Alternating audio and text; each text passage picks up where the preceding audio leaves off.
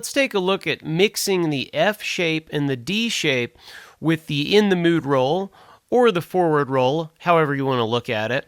But this just makes for a really smooth way to get through chord progressions, to connect one chord shape to the next chord shape. Let's take a look at this. Okay, example number 1 is going to be for a G chord. This is going to connect the F shape G chord to the D shape G chord, and this is going to fit a 2-measure interval of G chord measures. So this is going to fit 2 measures. So this is going to fit 2 measures of a G chord. So we're going to start here with our left hand on the F-shaped G chord, where the ring and pinky are at the 5th fret, 1st and 4th string. Index is on 2nd string, 3rd fret, and middle finger is 3rd string, 4th fret. So this is our starting point. And if you haven't looked at this roll, you can always go back in the course and double check the right hand fingering for the roll. But this is the in the mood roll. And this is going to start with a quarter note on the 4th string with the thumb. And then we start our forward roll. And now the main thing to look at is there's going to be a smooth way to transition from the F shape to the D shape, and I'm going to show you how to do that. But we're going to start with our quarter note on the 4th string. Then we start the roll, middle on the 1st, thumb on the 3rd, index 2nd, middle 1st. And now the smooth way to transition is what we're going to do is go into our D shape before we move out of this position. So we're switching our fingers.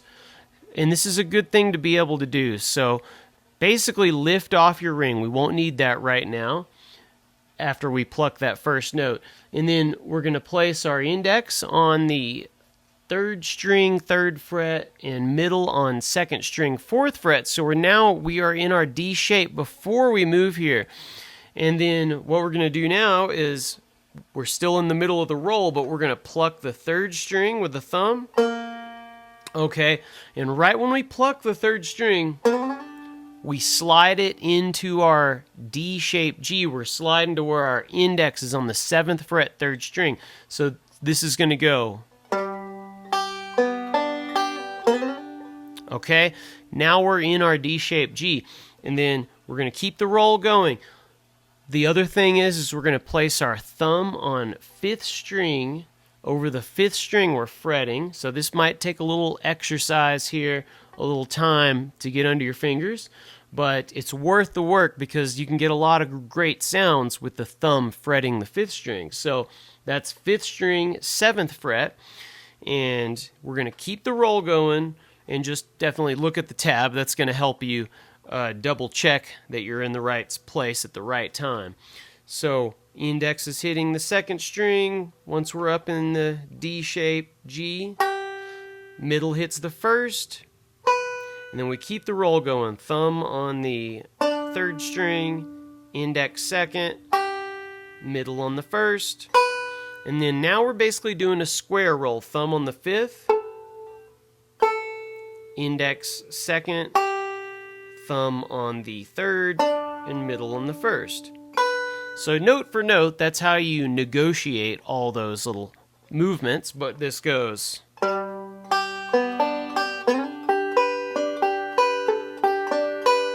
And see how it creates a smooth sound. That's really the key to making these sound smooth is turning it into the shape that you're going to before you leave this shape.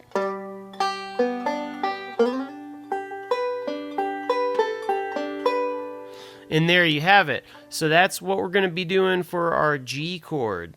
So just work on that. Definitely loop that little piece to where you can connect those no matter where you are on the neck, because that's a movable shape. Both of those shapes are movable. There's no open notes. So we're going to actually take that and we're going to take a look at that on the C chord now. All right, so now on the C chord, we are in the F shape and we've got ring and pinky on the 10th fret. 1st and 4th string, Index is on the 2nd string, 8th fret. Middle is 3rd string, 9th fret. And that's our F-shaped C chord. And we're going to do the exact same roll, so I'm not going to explain it again. I'm just going to play through what we're doing here, but starting with the thumb on the 4th string, and then we start our roll. And now we switch into our D shape, slide up to where index is on the 12th fret because that's the D shape C. Place our thumb on the 5th string, so we go.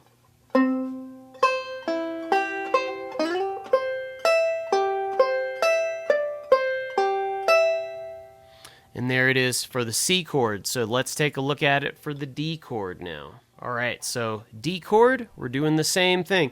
One thing that I can recommend as far as picking goes is take your right hand and put it towards the neck. Once we start getting to our up the neck playing, it sounds, most people think it sounds really good to have your hand kind of up towards the neck because it's a little bit of a more softer tone on the ears. It's not so harsh like it is when you're by the bridge. So we're going to start this the same way, pluck our quarter note. This is just to get you started in the right place.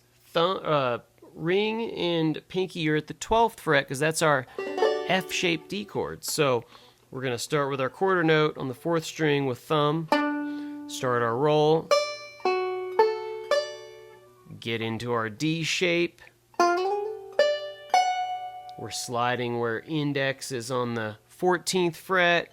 Keep the roll going, but put your thumb on the 5th string, 14th fret.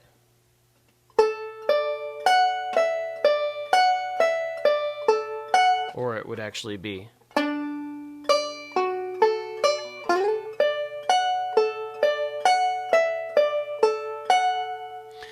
Okay, so there it is for the G, C, and the D shape. And I kind of have them separated. I don't really have them in the chord structure. I just wanted to break those down for you and show you the exact movements because just doing that is enough to spend some time with on one shape. But you'll have it for the G, C, and D. So then when you want to put it together as a chord progression, you would have this.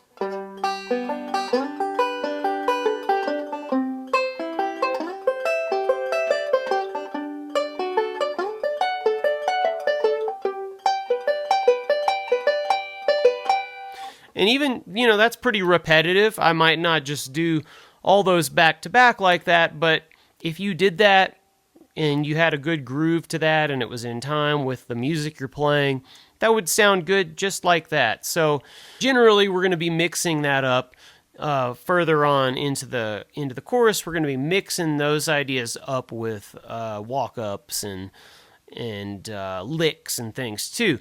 But just start getting that into your hands. Get that into your hands to where that's into your vocabulary and you can use it. Because see, these is as long as you know where you are as your starting point, you can move that shape anywhere. If you want that for an A lick, a 2-measure A lick, you've got.